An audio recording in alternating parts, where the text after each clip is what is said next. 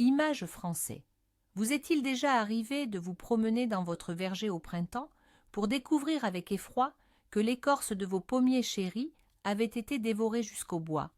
C'est le genre de dégâts qui donne l'impression que quelqu'un a utilisé un ciseau bien aiguisé, faisant le tour complet du tronc.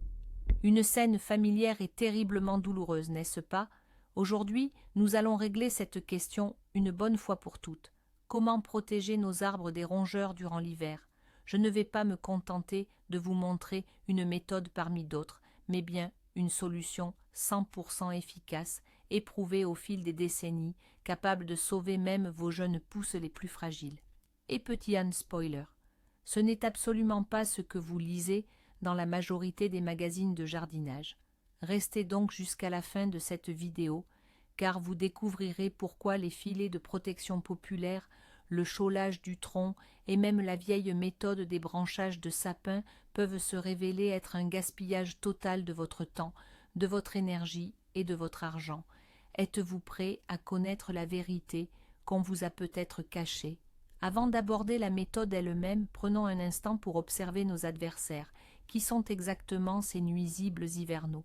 Nous faisons face principalement à deux catégories d'ennemis, ceux qui agissent sous la neige et ceux qui opèrent au-dessus. Sous la neige, au ras du sol, ce sont les campagnols ou souris des champs qui règnent. Ils sont minuscules, discrets, mais d'une voracité incroyable. L'hiver, quand le sol est gelé et que la nourriture se fait rare, l'écorce juteuse et nutritive des jeunes arbres, et en particulier le cambium, est pour eux un véritable festin. Ils creusent des galeries sous le manteau neigeux et peuvent encercler complètement le tronc d'un jeune arbre en une seule nuit, le condamnant ainsi à une mort certaine. Notre second ennemi, ce sont les lièvres. Ces créatures sont plus grandes et opèrent au-dessus de la ligne de neige. Ils peuvent facilement ronger l'écorce jusqu'à 1 mètre de hauteur, voire plus si la neige est abondante. Les dégâts qu'ils laissent sont typiquement de larges et grossières entailles.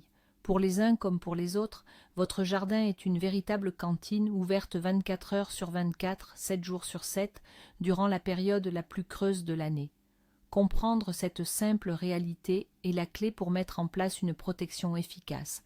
Commençons tout de suite par démonter le mythe le plus répandu. Le mythe numéro 1, le badigeon protège des rongeurs. Vous avez sûrement entendu ou lu des conseils d'ajouter au badigeon du sulfate de cuivre, de l'acide carbolique ou d'autres substances très odorantes pour éloigner les souris et les lièvres. Ça paraît logique, mais en pratique ça ne fonctionne presque jamais. Voyons pourquoi. La fonction principale du badigeon est de protéger l'écorce contre les brûlures solaires printanières et les gélivures, notamment quand le soleil tape fort la journée et que le gel s'installe la nuit. Il aide aussi à lutter contre les parasites et les maladies qui hivernent sur l'écorce. Mais en tant que barrière contre un rongeur affamé, le badigeon est totalement impuissant. Imaginez une souris qui n'a pas mangé depuis plusieurs jours. Est-ce qu'une fine couche de chaux, même malodorante, va l'arrêter? Bien sûr que non. Elle va tout simplement la ronger avec l'écorce. Le badigeon, c'est de la peinture, pas une armure. Même les mélanges les plus irritants sont lessivés par les pluies et perdent leur efficacité. Au milieu de l'hiver, quand les rongeurs sont les plus actifs, il se peut qu'il ne reste plus aucune trace de l'odeur. Donc, si vous badigeonnez vos arbres, faites-le pour la bonne raison, pour les protéger du soleil. Mais ne comptez jamais sur cette méthode comme défense principale contre les souris et les lièvres. C'est une illusion qui pourrait vous coûter l'intégralité de votre verger au printemps. Passons à la deuxième idée reçue fréquente. C'est la méthode dite à l'ancienne. Envelopper les troncs d'arbres avec des rameaux épineux, généralement de sapin ou d'épicéa. L'idée, c'est que les aiguilles piquantes sont censées repousser les museaux délicats des rongeurs. En partie, ça fonctionne, mais seulement en partie. Et voici pourquoi cette technique est extrêmement peu fiable. Premièrement, pour que la protection soit efficace, il faut poser ses branches très serrées, aiguilles vers le bas, sans le moindre interstice, depuis le sol et jusqu'à une hauteur suffisante. Cela demande une quantité astronomique de matériel et un temps fou. Mais même avec une installation parfaite, les campagnols, ou les mulots, qui agissent sous la neige, trouvent ou creusent facilement des tunnels sous cette protection. Pire encore, ces branchages non compacts, une fois recouverts de neige, créent pour eux un environnement idéal. Ils ont à la fois un abri contre les prédateurs et une réserve de nourriture au même endroit. Vous leur construisez littéralement une maison douillette juste à côté de leur repas. Deuxièmement, les lièvres. Pour un lièvre costaud et affamé, vos piquants ne représentent pas un obstacle sérieux. Il peut soit écarter les branches, soit tout simplement atteindre l'écorce par-dessus, surtout quand une forte quantité de neige est tombée et que le niveau du sol s'est élevé. En résumé, cette technique peut fonctionner lors d'un hiver doux ou quand la population de rongeurs est faible, mais dans des conditions rudes, lorsque les nuisibles ont vraiment faim, elle vous fera défaut. C'est une loterie, et en jardinage, nous devons toujours chercher des garanties. Passons maintenant à une solution qui paraît très moderne et hautement technologique, les gaines ou grilles de protection en plastique pour les troncs. On les trouve dans toutes les jardineries, elles ont l'air soignées et promettent une protection infaillible. Mais en réalité, elles sont peut-être le pire ennemi du jardinier, car elles créent une illusion totale de sécurité. Quel est le piège? Premièrement, le matériau. La plupart de ces gaines sont faites d'un plastique assez souple. Pour nous, ça semble solide, mais face aux incisives aiguisées d'une souris capable de ronger du béton, ce n'est pas un obstacle. Si le rongeur a faim, il va simplement percer un trou dans la grille pour atteindre l'écorce. Deuxièmement, l'ajustement. La grille n'est jamais hermétique au tronc, il reste toujours un interstice. Un petit campagnol peut facilement se glisser à travers une maille ou s'insinuer par le dessous si la grille n'est pas profondément enterrée. Troisièmement, et c'est le point le plus dangereux, on oublie souvent de les retirer au printemps. L'arbre grandit, le tronc s'épaissit et la grille commence à s'y enfoncer, perturbant la circulation de la sève. On appelle ça l'étranglement ou le cerclage. Ce type de dommage peut être bien plus grave que les morsures de rongeurs. Vous étouffez de vos propres mains l'arbre que vous cherchiez à protéger. Retenez bien ceci, la grille en plastique est un accessoire esthétique mais extrêmement peu fiable et potentiellement dangereux. Ne confiez pas la sécurité de votre jardin à ce type de produit. Une autre méthode souvent recommandée consiste à envelopper les troncs avec divers matériaux. L'imagination des jardiniers est sans limite, vieux collants, toiles de jute, voiles d'hivernage ou bandages. L'idée est de créer une barrière physique. Mais là encore, il y a des nuances qui rendent ces méthodes inefficaces. Passons-les en revue. Les collants en nylon. Certes, ils sont élastiques et ne blessent pas l'écorce, mais pour les dents des rongeurs, ce n'est absolument pas un obstacle. Percer le nylon est une affaire de quelques secondes. La toile de jute ou le voile d'hivernage, le géotextile, ces matériaux respirent bien, ce qui est un avantage. Cependant, ils sont hygroscopiques, c'est-à-dire qu'ils absorbent l'humidité. Lors d'un dégel, cet enveloppement se gorge d'eau et au premier gel, il se transforme en une carapace de glace qui peut endommager l'écorce. De plus, sous un emballage humide et lâche, un environnement parfait est créé pour le développement des maladies fongiques et la pourriture de l'écorce. En voulant sauver l'arbre des rongeurs, vous créez en réalité un risque de maladie. Enfin, la durabilité. N'importe lequel de ces matériaux sera rongé sans difficulté. C'est comme essayer de protéger une forteresse avec un mur en carton. L'ennemi ne le remarquera même pas. Nous écartons donc toutes ces options comme étant inefficaces et passons maintenant à ce qui est vraiment capable d'arrêter les rongeurs.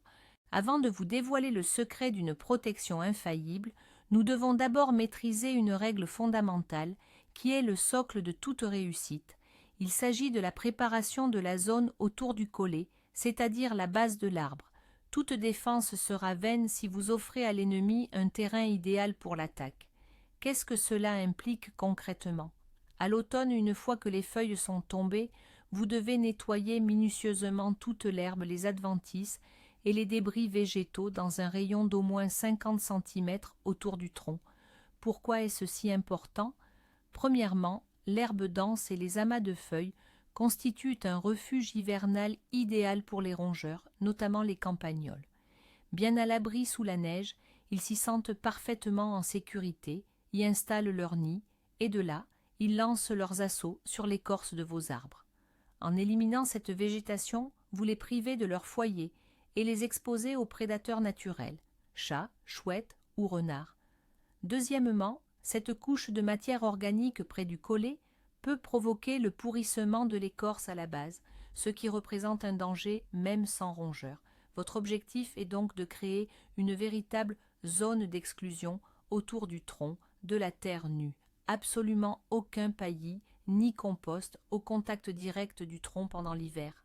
Cette simple action réduit considérablement le risque de dommages. C'est l'étape préliminaire et obligatoire, celle sans laquelle toutes les protections supplémentaires n'auront aucune efficacité. Alors, nous arrivons au point crucial. Quelle est donc cette méthode qui fonctionne à 100% à coup sûr? Le secret est à la fois simple et génial. Il s'agit de créer une barrière physique absolument infranchissable pour les rongeurs, une barrière qu'ils ne pourront ni ronger, ni escalader, ni contourner par le dessous. Oubliez les odeurs et les répulsifs piquants, nous ne misons que sur la mécanique, la solution radicale. Et pour créer une telle barrière, nous avons besoin d'un matériau possédant 3 propriétés essentielles. Premièrement, il doit être suffisamment solide pour résister à leurs dents acérées. Deuxièmement, il doit être lisse afin qu'ils ne puissent absolument pas grimper dessus. Et troisièmement, il doit être durable et surtout ne pas nuire à l'arbre lui-même. Quels sont donc ces matériaux miracles? Il en existe plusieurs et ils sont très abordables. Le numéro 1 est mon favori personnel, c'est le simple feutre bitumé. Oui, celui qu'on utilise pour la toiture. Il est rigide, il est pratiquement impossible à ronger, et l'odeur du bitume a en plus un effet répulsif sur les rongeurs. Deuxième option, une fine feuille de plastique rigide ou du vieux linoléum. Ils sont également lisses et suffisamment robustes. Troisième option, le grillage métallique à mailles fines. Attention, il doit être en métal et non en plastique. Les mailles ne doivent pas dépasser 5 à 6 mm pour qu'aucune souris, même la plus petite, ne puisse passer. Ce sont les 3 piliers sur lesquels repose notre défense. Concentrons-nous sur un matériau des plus accessibles et, selon moi, le plus efficace, le feutre bitumé. Mais pourquoi est-il si performant? Comme je l'ai mentionné, il est pratiquement impossible à ronger. Les dents des rongeurs ne font que glisser ou s'y enliser. De plus, il est noir. Au soleil, il chauffe légèrement, ce qui accélère la fonte de la neige autour du tronc au printemps et permet d'éviter l'étouffement. Beaucoup craignent que l'écorce pourrisse sous le feutre bitumé. C'est un mythe si vous l'utilisez correctement. En effet, nous ne le laissons pas en place pendant l'été. Nous installons cette protection tard en automne après l'arrêt de la montée de sève et nous l'enlevons très tôt au printemps, dès que la neige a fondu. Durant cette période, il n'y aura aucun dommage pour l'arbre. Au contraire, le carton bitumé protégera le tronc non seulement contre les rongeurs, mais aussi contre le vent glacial et les brûlures du soleil. Comment le préparer? Vous devez découper le feutre bitumé en bandes. La largeur de la bande dépend de l'animal contre lequel vous vous protégez.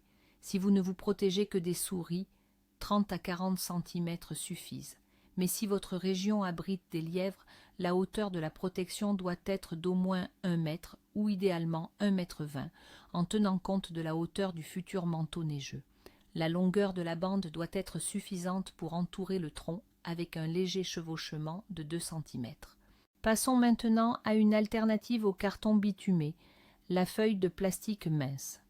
Pensez par exemple à un vieux porte-document en plastique, un bidon, un jerrycan, que vous coupez, ou tout autre matériau comparable. La condition essentielle est qu'il soit suffisamment souple pour envelopper le tronc, tout en restant lisse et robuste. L'avantage du plastique est qu'il ne salit pas comme le carton bitumé et qu'il peut être blanc ou de couleur claire, ce qui, en théorie, permet de mieux réfléchir les rayons du soleil. Cependant, il présente aussi des inconvénients. Certains types de plastique peuvent devenir cassants et se fissurer par grand froid. De plus, il n'offre pas l'odeur répulsive supplémentaire qu'apporte le carton bitumé. Mais dans l'ensemble, cela reste une excellente option viable. Le principe de préparation est le même. On découpe des bandes à la hauteur souhaitée. Pour les jeunes plants dont le tronc est fin, vous pouvez même utiliser des bouteilles en plastique coupées dans la longueur. Il suffit de retirer le fond et le goulot, de fendre le cylindre ainsi obtenu et de l'enfiler sur le petit tronc. C'est une protection rapide et efficace contre les souris. L'important est de s'assurer que les bords du plastique ne sont pas trop coupants afin de ne pas abîmer l'écorce fragile du jeune plant. Laissez toujours un petit espace pour la croissance, environ 1 centimètre, entre le tronc et la protection. La troisième option fiable, c'est le grillage métallique à mailles fines. J'insiste sur le fait qu'il doit être métallique et surtout galvanisé pour qu'il ne rouille pas. C'est sans doute la solution de protection la plus durable et la plus respirante. Le grillage n'empêche pas l'air de circuler, évitant ainsi la pourriture, et vous pouvez même le laisser en place toute l'année si vous prévoyez un diamètre suffisant pour l'épaississement futur du tronc. Cependant, il y a des points cruciaux à respecter. Premièrement, la taille des mailles. Elle ne doit pas dépasser 6 par 6 mm. Si les mailles sont plus grandes, les jeunes campagnols pourront s'y glisser. Deuxièmement, la rigidité. Le grillage doit être suffisamment rigide pour maintenir la forme d'un cylindre protecteur sans coller au tronc. Il faut absolument laisser un espace d'1 à 2 cm entre le grillage et l'écorce. Pourquoi cet espace? Si le grillage touche l'écorce, le rongeur pourra passer son museau et ronger l'écorce directement à travers les mailles. Le fait de laisser un espace empêche cela. Troisièmement, le coût. Le grillage métallique est l'option la plus chère parmi les 3 solutions fiables. Mais si vous possédez des variétés précieuses et que vous souhaitez une protection pérenne installée une seule fois pour de nombreuses années, cet investissement est tout à fait justifié. Le point essentiel est de ne pas oublier de vérifier tous les 2 ans et d'élargir le diamètre du cylindre de protection si nécessaire. Maintenant que nous avons choisi le matériel, passons à l'étape cruciale, l'installation correcte de notre protection. Ici, la moindre erreur peut anéantir tous nos efforts. La règle d'or est la suivante. La protection doit absolument être enfouie dans le sol. Les campagnols sont de vrais experts en matière de tunnels et de galeries. Si vous vous contentez de poser un simple cylindre de feutre bitumé ou de grillage à même le sol, ils creuseront, sans difficulté, un passage pour atteindre le tronc. C'est pourquoi, avant d'installer la protection, vous devez dégager légèrement la terre autour de la base du tronc et enfouir le bord inférieur de votre gaine protectrice dans le sol sur 3 à 5 cm.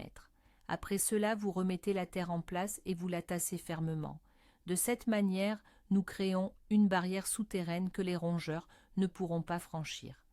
Ce détail, qui peut sembler insignifiant, est en réalité l'élément clé de la protection contre les souris. Ne le négligez jamais. Si le sol est déjà gelé et qu'il est difficile d'enterrer la protection, vous devez au moins la plaquer très fermement au sol et bien la buter avec de la terre, puis avec de la neige, en la tassant soigneusement. Néanmoins, l'enfouissement direct dans le sol demeure l'option la plus fiable. Passons maintenant à un aspect crucial, la hauteur de la protection. Comme nous l'avons déjà mentionné, elle est directement liée à l'identité de votre principal ravageur. Si les lièvres sont absents de votre région et que la menace se limite aux souris, une protection cylindrique de 30 à 40 cm sera largement suffisante. Les souris ne sont pas des grimpeuses. Elles ne pourront pas escalader une barrière lisse à cette hauteur. Par contre, si vous avez des lièvres, la situation est bien plus sérieuse.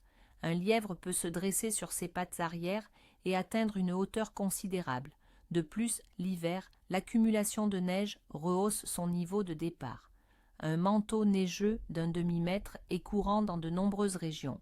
Votre protection doit donc dépasser le niveau maximal de neige, tout en ajoutant la marge nécessaire pour tenir compte de la taille du lièvre lorsqu'il se dresse. Par conséquent, pour une protection garantie contre les lièvres, la hauteur du cylindre doit être d'au moins 1 mètre, et dans les régions très enneigées, elle peut aller jusqu'à 120 cm. N'économisez jamais sur la hauteur. Il vaut mieux avoir une bonne marge que de découvrir au printemps que le lièvre a réussi à atteindre l'écorce juste au-dessus de votre dispositif. Retenez ceci, les souris attaquent au niveau du sol tandis que les lièvres agissent en fonction de la hauteur de la neige. Votre système de défense doit absolument prendre en compte ces 2 types d'agresseurs. Nous avons donc choisi le matériau, la hauteur et décidé de l'ancrage. Passons maintenant à la fixation. Comment fixer solidement notre cylindre de protection au tronc? Il doit être bien ajusté pour résister au vent, mais attention, pas trop serré pour ne pas étouffer l'arbre. Il est crucial de laisser un petit jeu, environ 1 centimètre, entre la protection et le tronc. Cela garantit une bonne circulation de l'air et laisse de la marge pour l'épaississement futur du tronc. Quels sont les meilleurs outils de fixation? Le moyen le plus simple et le plus fiable est d'utiliser du fil souple ou des colliers de serrage en plastique. Si vous travaillez avec du feutre bitumé ou du plastique, enveloppez-le autour du tronc, faites un bon chevauchement et fixez-le à 2 ou 3 endroits sur la hauteur, en bas, au milieu et en haut. Si votre cylindre est fait de grillage métallique, vous pouvez simplement accrocher les bords l'un à l'autre. Point important, n'utilisez jamais de fil de pêche fin ou de fil d'acier rigide non gainé pour la fixation. Sous la pression de la neige ou du vent, il pourrait s'incruster dans l'écorce et blesser gravement l'arbre. Le mieux, c'est d'opter pour du fil souple en aluminium ou en cuivre, obligatoirement sous gaine plastique. Une fois l'installation terminée, testez toujours la solidité de la structure. Elle doit être stable et ne pas bouger. Quand faut-il installer ces protections? Le calendrier est crucial. Évitez de vous précipiter. Installer la protection trop tôt, en septembre ou début octobre, n'est pas recommandé. Tant que le temps reste chaud et humide, l'écorce risque de s'étouffer et de pourrir sous un enveloppement trop hermétique, surtout chez les jeunes sujets. Le moment idéal pour installer ces protections, c'est la fin de l'automne, juste après la chute complète des feuilles, lorsque les premières gelées se sont manifestées, mais avant que la neige ne s'installe durablement et que le sol ne soit profondément gelé. Cela correspond généralement à la fin octobre ou au mois de novembre, selon la zone climatique où vous vous trouvez. À cette période, la circulation de la sève a déjà cessé, l'arbre est entré en repos végétatif, et l'installation de la protection ne lui causera aucun dommage. Et quand faut-il les retirer? Là aussi, il ne faut surtout pas se presser. Le retrait doit avoir lieu au début du printemps, une fois que toute la neige a fondu et que le risque de fortes gelées tardives est définitivement écarté. Dès que la neige a disparu, les rongeurs, comme les souris, vont chercher d'autres aliments et les lièvres ont de nouveau accès à l'herbe et aux autres végétaux environnants. Une fois la protection retirée, prenez le temps d'inspecter attentivement le tronc de l'arbre. Il doit être propre, sec et parfaitement intact. Notez que si vous utilisez une grille métallique ajourée, donc respirante, et qu'elle a été installée en laissant une bonne marge, vous pouvez la laisser en place pendant l'été. Cependant, une vérification de l'état du tronc au printemps reste fortement recommandée. Abordons la question de la protection des très jeunes plants, semis en terre cette année ou l'année dernière. Leur écorce est particulièrement tendre et donc très attrayante pour les rongeurs, d'autant que le tronc est encore très fin. Pour eux, on peut employer des méthodes un peu plus simples mais tout aussi efficaces. Une excellente option, comme je l'ai déjà mentionné, ce sont les bouteilles en plastique. Prenez une bouteille de 2 ou 5 litres, coupez le fond et le goulot, fendez le cylindre dans la longueur et glissez-le délicatement autour du jeune tronc en enterrant légèrement le bord inférieur dans la terre. Cela suffit amplement pour les protéger des souris. Une autre bonne solution pour ces jeunes pousses, ce sont les gaines électriques annelées ou les tubes ondulés en plastique. On les trouve facilement dans tous les magasins de matériel électrique. Elles possèdent déjà une fente sur toute leur longueur, ce qui permet de les enfiler sans effort autour du plant, assurant une excellente protection. L'essentiel est de choisir un diamètre qui ne vienne pas étrangler ou serrer le tronc au fil du temps. Pour les jeunes plants, ce sont probablement les méthodes de protection les plus pratiques et les plus rapides à mettre en place. Attention cependant, elles ne vous protégeront pas contre les lièvres ou les lapins, car leur hauteur est insuffisante. Si ces animaux représentent un problème chez vous, même pour les plus petits plants, vous devrez prévoir une protection plus haute, réalisée avec du feutre bitumé ou un grillage adapté. Une question légitime se pose. Qu'en est-il des produits répulsifs? Je parle ici des différents sprays, des crèmes et des onguents qui promettent d'éloigner les rongeurs grâce à leur odeur. Il y en a une quantité astronomique en vente actuellement. Est-ce que ça marche? La réponse est oui, mais avec de très grandes réserves. Premièrement, toute substance odorante finit par s'évaporer et être lessivée par les intempéries, qu'il s'agisse de la pluie ou de la neige. Pour que cette protection soit efficace, il faut la renouveler très régulièrement, ce qui est plutôt difficile à faire en plein hiver. Deuxièmement, l'efficacité dépend fortement du niveau de faim des rongeurs. S'il n'y a pas du tout de nourriture aux alentours et que les souris sont très nombreuses, aucune odeur ne les arrêtera. La faim est le meilleur des chefs, et elle l'emportera sur n'importe quel parfum. Par conséquent, les répulsifs ne peuvent être considérés que comme un moyen auxiliaire ou un complément, mais en aucun cas comme la solution principale. Par exemple, on peut imbiber des chiffons d'une substance odorante et les accrocher aux branches pour éloigner les lièvres. Ou encore, on peut en enduire le tronc par-dessus la protection mécanique principale. Mais compter uniquement sur les odeurs est un risque énorme et injustifié. La seule protection fiable est celle qu'on ne peut ni manger ni contourner. Abordons maintenant un autre point crucial pour la protection hivernale du jardin, la lutte contre les rongeurs sur l'ensemble de votre parcelle. Protéger les troncs, c'est bien, mais il est encore mieux de réduire au maximum la population de nuisibles. Que pouvez-vous faire pour y parvenir? Premièrement, ne leur offrez pas d'abri. À l'automne, débarrassez le jardin de tout les tas de fanes, de branches, de planches et autres débris qui pourraient servir de refuge aux souris. Tondez toute l'herbe haute, surtout le long des clôtures.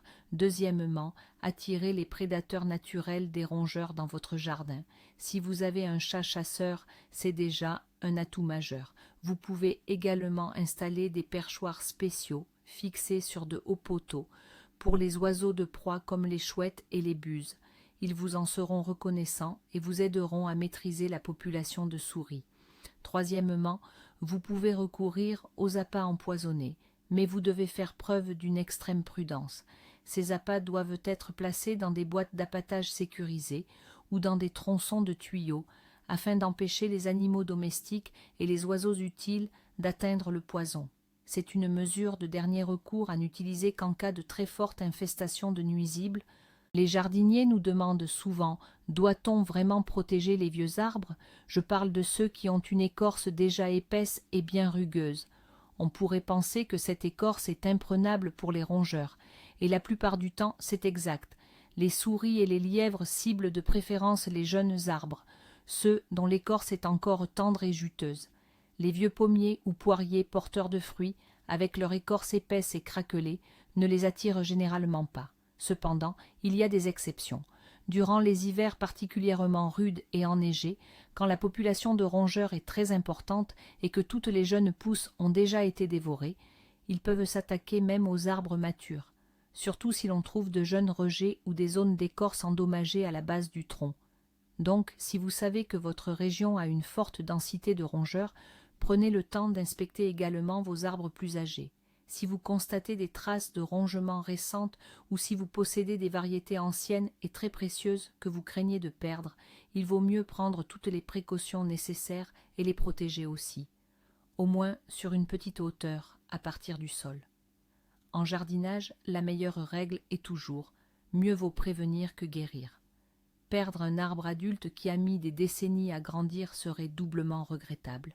Résumons et structurons tout cela en un plan d'action unique et détaillé. Première étape.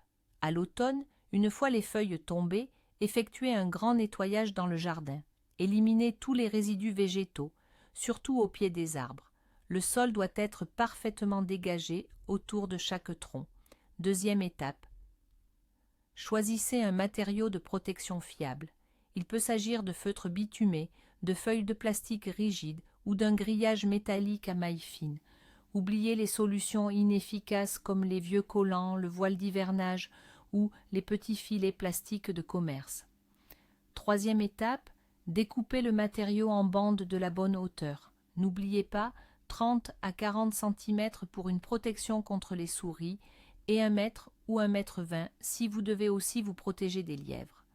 Quatrième étape, installez la protection.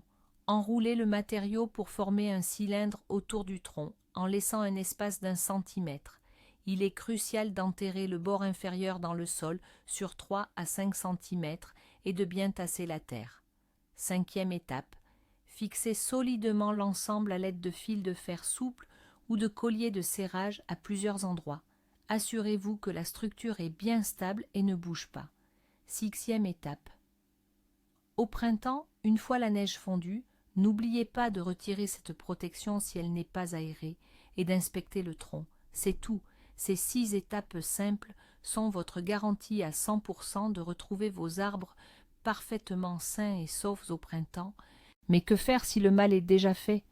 Vous arrivez au printemps à votre résidence secondaire et vous trouvez un arbre dont l'écorce a été rongée. Faut-il s'attendre au pire? Pas nécessairement. Tout dépend de l'étendue des dégâts. Si l'écorce n'est pas mangée sur tout le pourtour, mais seulement sur un côté, l'arbre a de bonnes chances de s'en remettre. La blessure doit être soignée. Nettoyez délicatement les bords de la plaie avec un couteau jusqu'à atteindre le tissu sain. Désinfectez-la ensuite avec une solution à 1% de sulfate de cuivre et recouvrez le tout de mastic à greffer ou d'un baume de cicatrisation adapté. Si en revanche le dommage est annulaire, c'est-à-dire que l'écorce a été mangée sur toute la circonférence du tronc, la situation est critique. La montée de sève est interrompue et l'arbre est condamné. Mais même là, il existe une chance de le sauver. Il s'agit d'une procédure complexe appelée la greffe en pont. Au printemps, dès que la sève commence à monter, vous devez prélever des greffons sur cet arbre ou sur un autre de la même espèce.